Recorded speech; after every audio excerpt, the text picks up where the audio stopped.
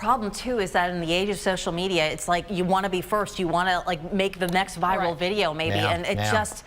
Well, somebody could have gotten hurt. So exactly. Yeah, exactly. So not worth it. Ground the drones when there's a fire. Do not stick them up in the air. Yeah, exactly.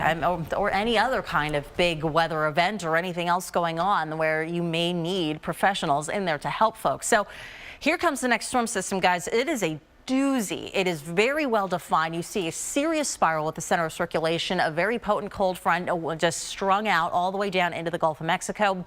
Warm front already having lifted through. The cold front is what's going to bring our potential for severe weather. We're going to sit either, depending where you are, in a slight or an enhanced risk of severe weather.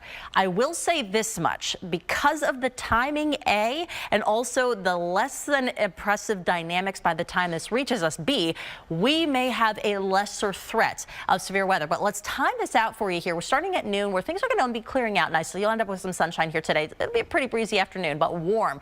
Later tonight, look at this heavy rain and thunderstorms through the center part of Pennsylvania. And then look what happens over time. It begins to fizzle a little bit. Now, I think overnight, midnight, maybe as early as 11 p.m. or so in the farthest north and west suburbs, this is starting to move in.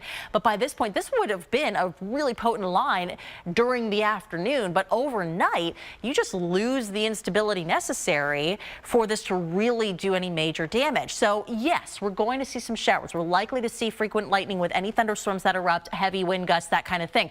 But, you know, even though there's a very low risk for tornadoes, that's risk enough for anybody. It doesn't look like it's a major potential at all. Now, this should be completely cleared out with no problem about this same time tomorrow, give or take an hour or two. Looking at the wind gusts, though, region-wide, that's, I would say, the biggest issue here. Perhaps a brief but locally heavy downpour, but through the overnight, you'll hear that wind beating at your window here. Looking forward, behind the cold front, it lives up to its name. We drop back close to or just over 10 degrees, and we'll hold the mid-60s right through Wednesday, Thursday. New storm by Friday. It's busy, Misha. It sure